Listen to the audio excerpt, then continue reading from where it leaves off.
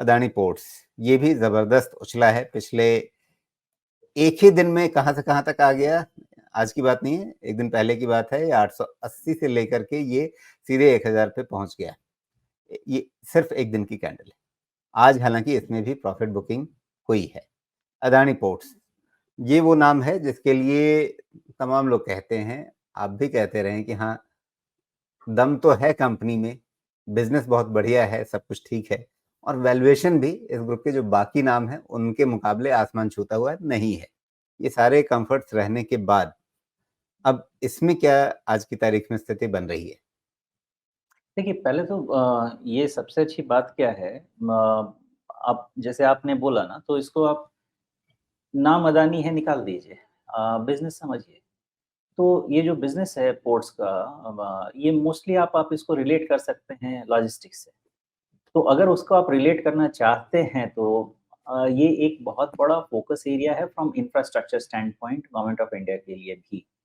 और ये बिज़नेस में ना वैल्यूएशन की बहुत ज़्यादा तकलीफ़ है, ना एसेट की ज़्यादा तकलीफ़ है। ये दोनों में बहुत ज़्यादा कहीं पे भी तकलीफ़ नहीं है। इसमें तकलीफ़ यही है कि चूँकि ये हेवी इन्वेस्टमेंट का बिज़नेस होता है, तो इसमें डेट इक्विटी लेवल हाई रहता है, तो इंटरेस्ट रेट हमेशा कंसर्न रहता है। तो इसकी एनालिसिस या डिस्काउंटिंग जो करनी होती है, वो in light of interest rate ही करना चाहिए। तो अब यहाँ पे इनको टेलविंड मिलेगा आगे आने वाले समय में, lower cost of borrowing, lower cost of fund. अगले 1 साल में ये सब टेलविंड मिलेगा, वैल्यूएशन इसके इस कारण से थोड़ा-सा वैल्यूएशन प्रीमियम पे जाएगा और इनके परफॉर्मेंस में भी कोई दिक्कत नहीं है अभी तक। Numbers as it is discuss discuss कर रहा हूँ, ये नाम अदानी है पे मैं डिस्कस नहीं कर रहा, नंबर्स पे एज़ इट इज़ पे मैं डिस्कस कर रहा हूँ। तो अगर ये इस तरह का परफॉर्मेंस इनका चलता रहता है, जैसा अभी चल रहा है, तो इस बिज़नेस में आप इन्वेस्टमेंट ग्रेड भी देख सकते हैं। लेकिन अब आपको डिसाइड करना है कि सिर्फ़ अदानी के नाम पे कि किसी दिन इसमें भी रॉकेट लग जाएगा, उससे करना है, तो वो आपका फ़ैसला है। मैं तो मेथड सिंपल लगाता हूँ, एक reasonable valuation, reasonable reasonable number, उसके हिसाब से काम करता हूँ। लेकिन ये एक आप सही कह रहे हैं कि ये एक ऐसा बिज़नेस है, जिसमें मुझे किसी तरह की कोई शिकायत नहीं है, ना वैल्यूएशन की, ना बिज़नेस की, ना ही सेक्टर पोटेंशियल की। जी। अब मसला ये कि इसको लेवल्स के रूप में कैसे देखा जाए? अभी जो ये ब्रेकआउट है, ब्रेकआउट तो साफ तौर पे है।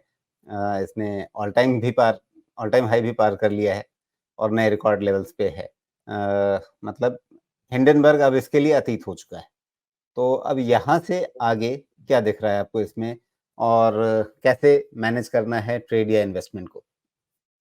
हुँ। देखिए, हिंडनबर्ग को ना आप इन द हाइंडसाइट आप समझिए कि अदानी के लिए ये बून समझिए, बिकॉज़ इसके बाद से अदानी ग्रुप कंपनीज़ ने अपने आप को रीबैलेंस किया है in terms of leverage also.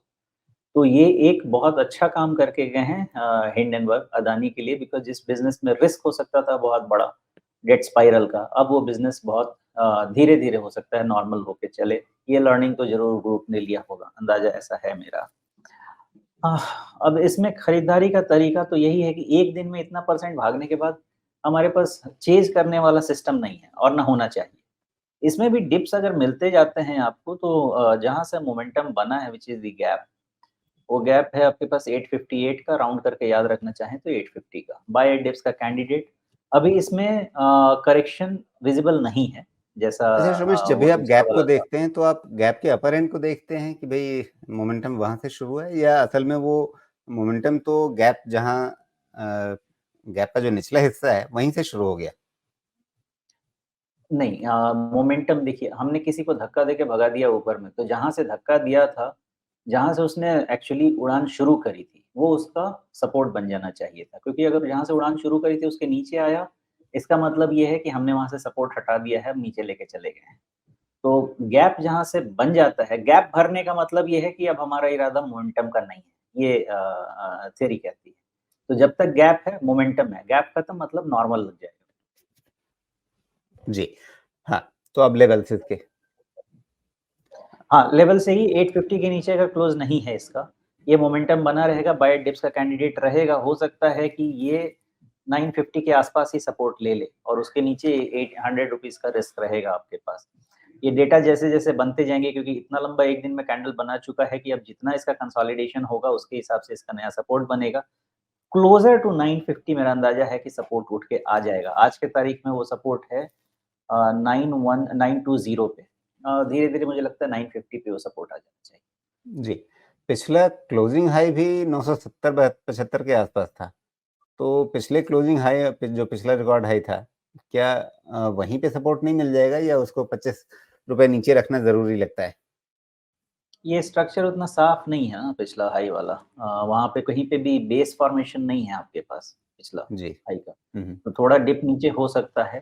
तो ऐसा ना हो कि हम उसको सिर्फ सपोर्ट लेके चलें और एक डिप मार के फिर वो व्हिपसॉ करके वापस आ जाए। ओके। और अगर ये 950 का सपोर्ट बचा रहता है तो फिर ऊपर कहाँ दिख रहा है? ये अब एक नया ज़ोन बनाएगा क्योंकि ये ऑल टाइम हाई है ना। तो अब ये नया ज़ोन कितना डीप होगा, ये तो अंदाज़ा बड़ा मुश्किल है। लेकिन हो सकता है नया हाई बनाने के बाद ये 50% के ऊपर का रन वाला लॉन्ग टर्म में ज़ोन बनाएगा। जी। अब इस 50% का मतलब क्या होगा? 1500 के ऊपर रफली। जी।